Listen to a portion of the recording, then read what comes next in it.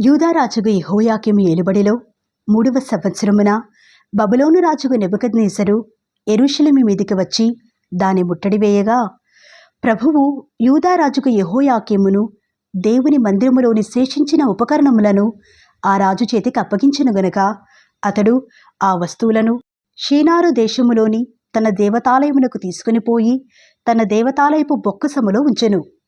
రాజు అష్పెనజు అను తన నపుంసకుల అధిపతిని పిలిపించి అతనికి ఇలాగూ ఆజ్ఞాపించెను: ఇశ్రాయేలీల రాజవంశములలో ముఖ్యులై లోపములేని సౌందర్యమును సకల విద్యా ప్రవీణతయు జ్ఞానమును కలిగి తత్వజ్ఞానము తెలిసిన వారై రాజు నగరనందు నిలువుదగిన కొందరు బాలులను తెప్పించి కల్దీల విద్యను భాషను వారికి నేర్పుము.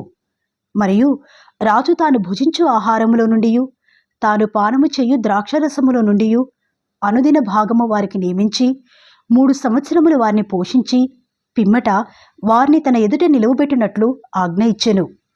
యూదులలో నుండి దానియేలు, హనన్యా, మిషాయేలు, అజర్యా అనువారు వీరిలో నుండిరి.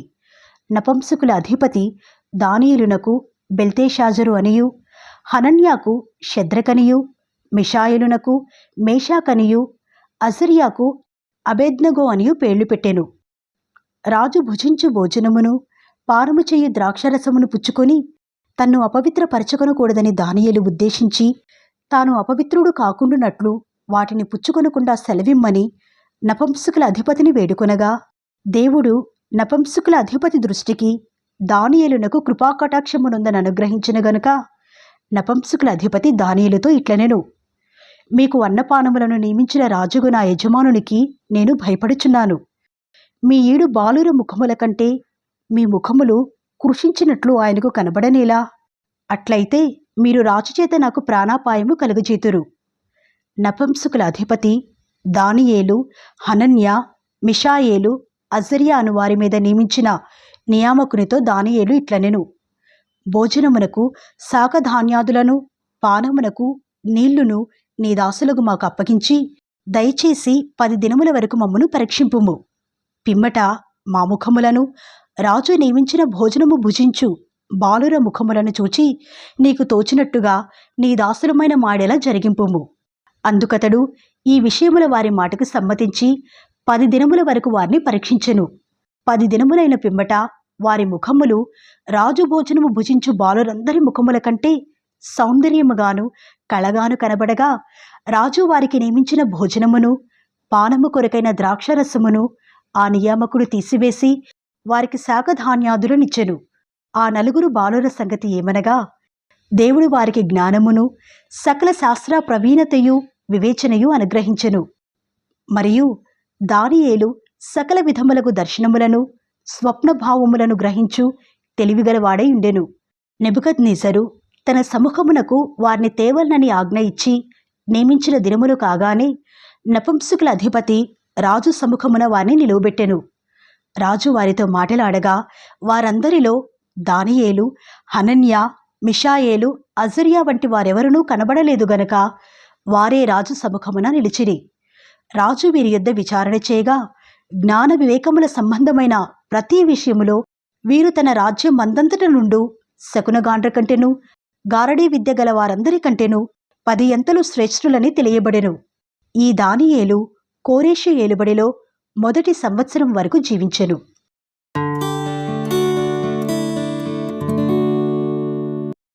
నెబుకద్నెజరు తన ఏలుబడియందు 2వ సంవత్సరమున కలలు కనెను.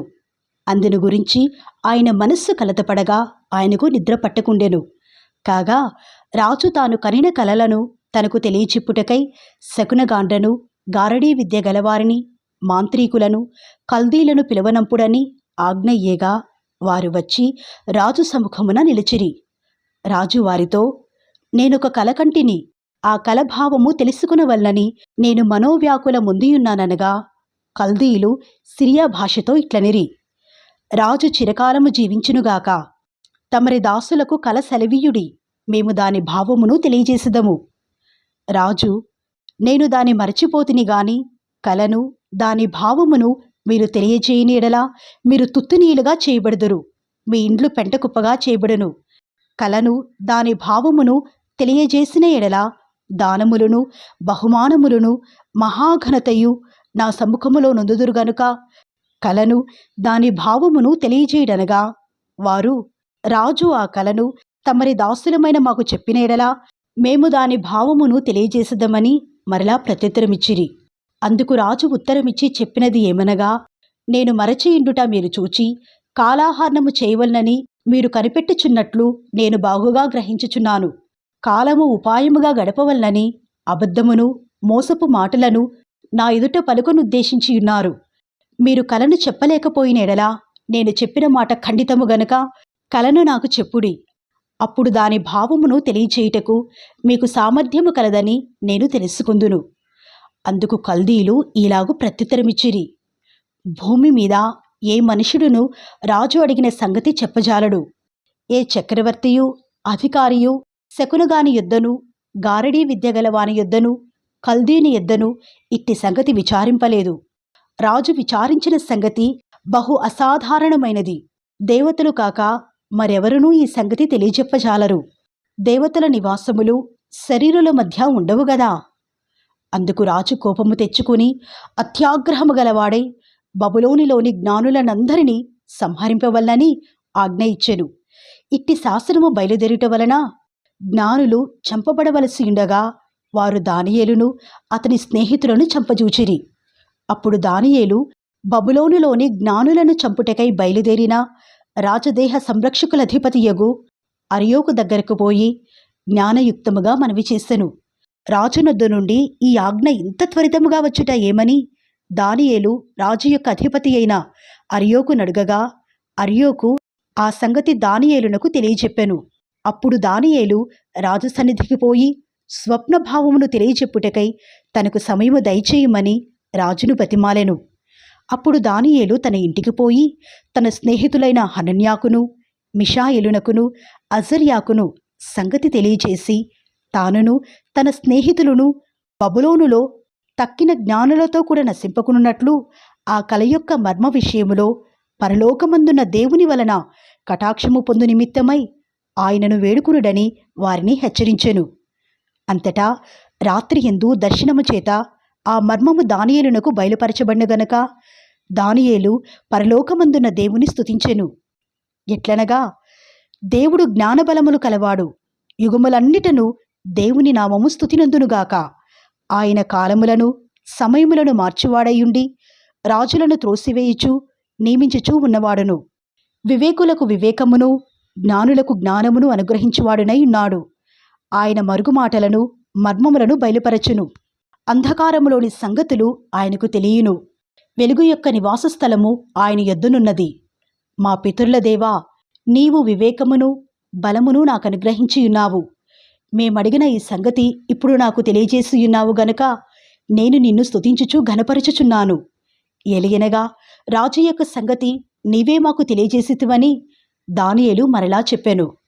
ఇట్లుండగా దానియేలు బబులోనులోని జ్ఞానులను నశింపచేయుటకు రాజు నియమించిన అర్యోకునొద్దకు వెళ్ళి, బబులోనులోని జ్ఞానులను నశింపచేయవద్దు, నన్ను రాజు సముఖమునకు తోడుకుని పొమ్ము, నేను ఆ కలభావమును రాజునకు తెలియజేసెదను అని అనెను. కావున అర్యోకు రాజునకు భావము తెలియచెప్పగల ఒక మనుష్యుని చెరపట్టబడిన యూదులలో నేను కనుగొంటినని రాజు సముఖమున మనవి చేసి దానియేలును త్వరగా రాజు సన్నిధికి తోడుకునిపోయెను. రాజు, నేను చూచిన కలయు దాని భావమును తెలియచెప్పుట నీకు శక్యమా అని బెల్తెషాజరు అను దానియేలును అడుగగా దానియేలు రాజు సముఖములో ఇలాగు ప్రత్యుత్తరమిచ్చెను. రాజడిగిన ఈ మర్మము జ్ఞానులైనను గారడీ విద్య గలవారైనను శకునగాండ్రైనను జ్యోతిష్కులైనను తెలియచెప్పజాలరు. అయితే మర్మములను బయలుపరచగల దేవుడొకడు పరలోకమందున్నాడు. అంత్యదినములందు కలగబోవు దానిని ఆయన రాజుకు నెబుకద్నెజరునకు తెలియజేసెను. తాము పడక మీద పరుండగా తమరి మనస్సులో కలిగిన స్వప్న దర్శనములు ఏవనగా, రాజా, ప్రస్తుత కాలం గడిచిన పిమ్మట ఏమి జరుగునో అనుకొని తాము పడక మీద పరుండి మనోచింత గలవారయుండగా మర్మములను బయలుపరచువాడు కలుగబోవు దానిని తమరికి తెలియజేసెను. ఇతర మనుషులకందరికంటే నాకు విశేష జ్ఞానముండుట వలన ఈ మర్మము నాకు బయలుపరచబడలేదు. రాజునకు దాని భావమును తెలియజేయు నిమిత్తమును తమరి మనస్సు యొక్క ఆలోచనలు తాము తెలుసుకుని నిమిత్తమును అది బయలుపరచబడెను. రాజా, తాము చూచుచుండగా బ్రహ్మాండమకు ఒక ప్రతిమ కనబడెను గదా. ఆ గొప్ప ప్రతిమ మహాప్రకాశమును భయంకరమునైన రూపమును గలదై తమరి ఎదుట నిలిచెను. ఆ ప్రతిమ యొక్క శిరస్సు మేలిమి బంగారుమయమైనదియు, దాని రొమ్మును భుజములను వెండివియు, దాని ఉదరమును తొడలను ఇత్తడివియు, దాని మోకాళ్ళు ఇనుపవియు, దాని పాదములలో ఒక భాగము ఇనుపదియు ఒక భాగము మట్టిదియునై ఉండెను. మరియు చేతి సహాయము లేక తీయబడిన ఒక రాయి ఇనుమును మట్టియు కలిసిన ఆ ప్రతిమ యొక్క పాదముల మీద పడి దాని పాదములను తుత్తునీలుగా విరగగొట్టినట్టు తమకు కనబడెను.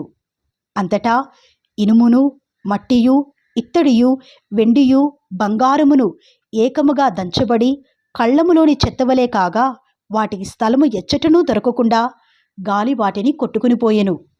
ప్రతిమని విరగగొట్టిన ఆ రాయి సర్వభూతలమంతా మహాపర్వతమాయెను. తాము కనిన కల ఇదే. దాని భావము రాజు సముఖమున మేము తెలియచెప్పెదము. రాజా, పరలోకమందున్న దేవుడు రాజ్యమును అధికారమును బలమును ఘనతయు తమరికి అనుగ్రహించియున్నాడు. తమరు రాజులకు రాజేయున్నారు. ఆయన మనుషులు నివసించు ప్రతి స్థలమందును మనుషులనేమి భూజంతువులనేమి ఆకాశ పక్షులనేమి అన్నిటినీ ఆయన తమరి చేతికి అప్పగించియున్నాడు. వారందరి మీద తమరికి ప్రభుత్వమును అనుగ్రహించియున్నాడు. తామే ఆ బంగారపు శిరస్సు. తాము చనిపోయిన తరువాత తమరి రాజ్యము కంటే తక్కువైన రాజ్యం ఒకటి లేచును. అటు తరువాత లోకమంతా ఏలునట్టి మూడవ రాజ్యం ఒకటి లేచును. అది ఇత్తడి వంటిదగును. పిమ్మట నాలుగవ రాజ్యం ఒకటి లేచును. అది ఇనుము వలె బలముగా ఉండును. ఇనుము సమస్తమైన వాటిని దంచి విరగొట్టునది గదా. ఇనుము పగలగొట్టునట్లు అది రాజ్యములన్నిటినీ పగలగొట్టి పొడి చేయును. పాదములను వ్రేళ్లును కొంత మట్టునకు కుమ్మరి మట్టిదిగారు, కొంత మట్టునకు ఇనుపదిగానున్నట్టు తమరికి కనబడెను గనుక ఆ రాజ్యములో భేదములుండును. అయితే ఇనుము బురదతో కలిసి ఉన్నట్టు కనబడిన గనుక ఆ రాజ్యములో అలాగున నుండును. ఆ రాజ్యము ఇనుము వంటి బలముగలదై ఇండును. పాదముల వ్రేళ్ళు కొంత మట్టునకు ఇనుపవిగాను కొంత మట్టునకు మట్టివిగాను ఉన్నట్లు ఆ రాజ్యము ఒక విషయములో బలముగాను ఒక విషయములో నీరసముగాను ఉండును. ఇనుమును బురదయు మిళితమై ఇండుట తమరికి కనబడెను. అటువలే మనుష్య జాతులు మిళితములై ఇనుము మట్టితో అతకనట్లు వారు ఒకరితో ఒకరు పొసగక ఇందురు. ఆ రాజుల కాలములలో పరలోకమందున్న దేవుడు ఒక రాజ్యము స్థాపించును. దానికెన్నటికినీ నాశనము కలగదు. ఆ రాజ్యము దాని పొందిన వారికి గాక మరెవరికినీ చెందదు. అది ముందు చెప్పిన రాజ్యములన్నిటినీ పగులగొట్టి నిర్మూలము చేయునుగాని అది యుగముల వరకు నిలుచును. చేతి సహాయము లేక పర్వతము నుండి తీయబడిన ఆ రాయి ఇనుమును ఇత్తడిని మట్టిని వెండిని బంగారమును పగులగొట్టగా తమరు చూచితిరే. ఇందువలన మహాదేవుడు ముందు జరగబోవు సంగతి రాజునకు తెలియజేసియున్నాడు. కల నిశ్చయము, దాని భావము నమ్మదగినది అని దానియేలు రాజుతో చెప్పెను. అంతట రాజుకు నెబుకద్నెజరు దానియేలునకు సాష్టాంగ నమస్కారము చేసి అతని పూజించి నైవేద్యములు ధూపములు అతనికి సమర్పింప ఆజ్ఞాపించెను. మరియు రాజు, ఈ మర్మమును బయలుపరచుటకు నీవు సమర్థుడవైతివే. నీ దేవుడు దేవతలకు దేవుడును రాజులకు ప్రభువును మర్మమును బయలుపరచువాడునై ఉన్నాడని దానియేలునకు ప్రత్యుత్తరమిచ్చెను. అప్పుడు రాజు దానియేలును బహుగా హెచ్చించి అనేక గొప్ప దానములిచ్చి అతనిని బబులోను సంస్థానమంతటి మీద అధిపతినిగాను బబులోను జ్ఞానులందరిలో ప్రధానునిగాను నియమించెను. అంతటా దానియేలు రాజునొద్ద మనవి చేసుకొనగా రాజు షద్రకు మేషాకు అబేద్నెగోయను వారిని బబులోను సంస్థానము మీద విచారణకర్తలుగా నియమించెను. అయితే దానియేలు రాజు సన్నిధిని ఉండెను.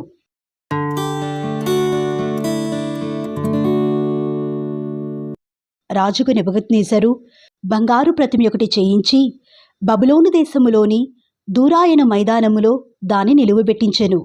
అది 60 మూరల ఎత్తును 6 మూరల వెడల్పునై ఉండెను.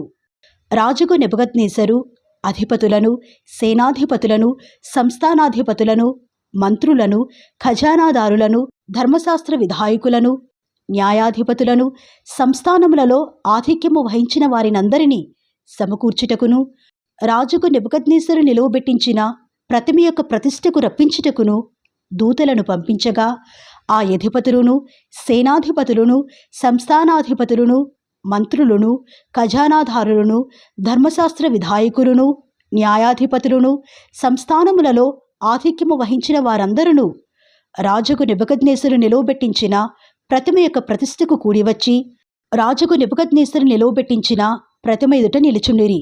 ఇట్లుండగా ఒక దూత చాటించినది ఏమనగా, జనులారా, దేశస్థులారా, ఆయా భాషలో మాటలాడువారలారా, మీకు ఆజ్ఞ ఇచ్చుచున్నాను. ఏమనగా, బాకా, పిల్లంగ్రోవి, పెద్ద వీణె, సింఫోనియా, వీణె విపంచిక సకల విధములగు వాద్యధ్వనులు మీకు వినబడినప్పుడు రాజుకు నెబుకద్నెజరు నిలువబెట్టించిన బంగారు ప్రతిమ ఎదుట సాగిలపడి నమస్కరించుడి. సాగిలపడి నమస్కరింపని వాడెవడో వాడు మండుచున్న అగ్నిగుండములో తక్షణమే వేయబడును. సకల జనులకు బాకా, పిల్లంగ్రోవి, పెద్ద వీణె, వీణె, సింఫోనియా, విపంచిక సకల విధములగు వాద్యధ్వనులు వినబడగా, ఆ జనులను, దేశస్థులను, ఆయా భాషలో మాటలాడువారును సాగిలపడి రాజుకు నెబుకద్నెజరు నిలువబెట్టించిన బంగారు ప్రతిమకు నమస్కారము చేసిరి. ఆ సమయమందు కల్దీలలో కొందరు ముఖ్యులు వచ్చి యూదులపైన కొండెములు చెప్పి రాజుకు నెబుకద్నెజరు నొద్ద ఇలాగు మనవి చేసిరి. రాజు చిరకాలము జీవించునుగాక. రాజా, తాము ఒక కట్టడ నియమించితిరి. ఏదనగా, బాకాను, పిల్లంగ్రోవిని, పెద్ద వీణెను, వీణెను, విపంచికను, సింఫోనియను సకల విధములకు వాద్యధ్వనులను విను ప్రతివాడు సాగిలపడి ఆ బంగారు ప్రతిమకు నమస్కారము చేయవలెను. సాగిలపడి నమస్కరింపని వాడెవడో వాడు మండుచున్న అగ్నిగుండములో వేయబడును. రాజా, తాము షద్రకు, మేషాకు, అబేద్నగో అను ముగ్గురు యూదులను బబులోను దేశములోని రాజకార్యములు విచారించుటకు నియమించితిరి.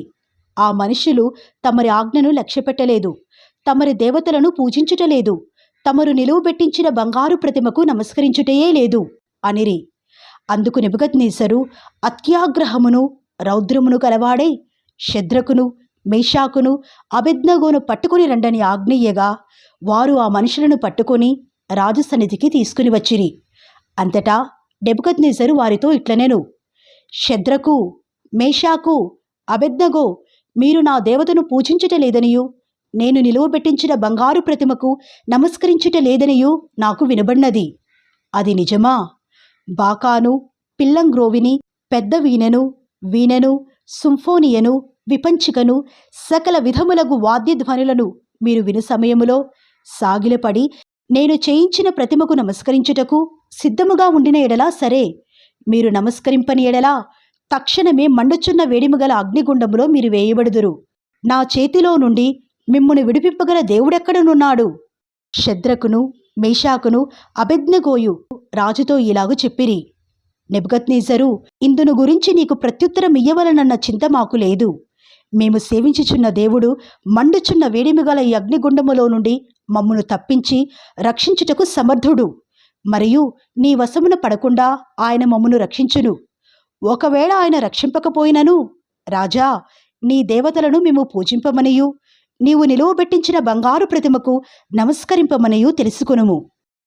అందుకు నెబుకద్నెజరు అత్యాగ్రహము నొందినందున షద్రకు, మేషాకు, అబేద్నగోయను వారి విషయములో ఆయన ముఖము వికారమాయను గనుక గుండము ఎప్పటికన్నా 7 వేడిమి చెయ్యమని ఆజ్ఞ ఇచ్చెను. మరియు తన సైన్యములో 2 బలిష్ఠులలో కొందరిని పిలువనంపించి షద్రకును, మేషాకును, అబేద్నగోను బంధించి వేడిమి కలిగి మండుచున్న ఆ గుండములో వేయుడని ఆజ్ఞయ్యగా, వారు వారి అంగీలను, నిలువుటంగీలను, పై వస్త్రములను, తక్కిన వస్త్రములను తీయకయే ఉన్నపాటున ముగ్గురిని వేడిమి కలిగి మండుచున్న ఆ గుండము నడుమ పడవేసిరి. రాజాజ్ఞ తీవ్రమైనందునను గుండము మిక్కిలి వేడిమి గలదైనందునను షద్రకు, మేషాకు, అబేద్నగోలను విసిరివేసిన ఆ మనుషులు అగ్నిజ్వాలల చేత కాల్చబడి చనిపోయిరి. షద్రకు, మేషాకు, అబేద్నగోయను ఆ ముగ్గురు మనుషులు బంధింపబడిన వారై వేడిమి గలిగి మండుచున్న ఆ గుండములో పడగా, రాజుకు నెబుకద్నెజరు ఆశ్చర్యపడి తీవ్రముగా లేచి, మేము 3 మనుషులను బంధించి ఈ అగ్నిలో వేసితిమి గదా అని తన మంత్రులను అడిగెను. వారు, రాజా, సత్యమే అని రాజుతో ప్రత్యుత్తరమిచ్చిరి. అందుకు రాజు, నేను 4 మనుషులు బంధకములు లేక అగ్నిలో సంచరించుట చూచుచున్నాను. వారికి హాని ఏమీయూ కలుగలేదు. 4వ వాని రూపము దేవతల రూపమును బోలినదని వారికి ప్రత్యుత్తరమిచ్చెను. అంతటా నెబుకద్నెజరు వేడిమి కలిగి మండుచున్న ఆ గుండము వాకిలి దగ్గరకు వచ్చి, షద్రకు, మేషాకు, అబేద్నెగో అను వారలారా, మహోన్నతుడుగు దేవుని సేవకులారా, బయటికి వచ్చి నా ఎద్దుకు రండి అని పిలువగా షద్రకు, మేషాకు, అబేద్నెగో ఆ అగ్నిలో నుండి బయటికి వచ్చిరి. అధిపతులను, సేనాధిపతులను, సంస్థానాధిపతులను, రాజు యొక్క ప్రధాన మంత్రులను కూడివచ్చి ఆ మనుషులను పరీక్షించి వారి శరీరములకు అగ్ని ఏ హానియో చేయకుండుటయు, వారి తల వెంట్రుకలలో ఒకటైనను కాలిపోకుండుటయు, వారి వస్త్రములు చెడిపోకుండుటయు, అగ్నివాసన అయినను వారి దేహములకు తగలకుండుటయు చూచిరి. నెబుకద్నెజరు, షద్రకు, మేషాకు, అబేద్నెగోయను వీరి దేవుడు పూజార్హుడు. ఆయన తన దూతనంపి తన్నాశ్రయించిన దాసులను రక్షించెను. వారు తమ దేవునికి గాక మరి ఏ దేవునికి నమస్కరింపకయు ఏ దేవుని సేవింపకయు ఉందుమని తమ దేహములను అప్పగించి రాజు యొక్క ఆజ్ఞను వ్యర్థపరిచిరి. కాగా నేనొక శాస్త్రము నియమించుచున్నాను. ఏదనగా ఇవ్విధముగా రక్షించుటకు సమర్థులకు దేవుడుగాక మరి ఏ దేవుడునూ లేడు. కాగా ఏ జనులలో గాని, రాష్ట్రములో గాని, ఏ భాష మాటలాడు వారిలో గాని షద్రకు, మేషాకు, అబేద్నెగోయను వారి దేవుని ఎవడు దూషించునో వాడు తుత్తునీయులుగా చేయబడును. వాని ఇల్లు ఎప్పుడునూ పెంటకుప్పగా ఉండుననెను. అంతట నుండి రాజు షద్రకు, మేషాకు, అబేద్నెగోయను వారిని బబులోను సంస్థానములో హెచ్చించెను.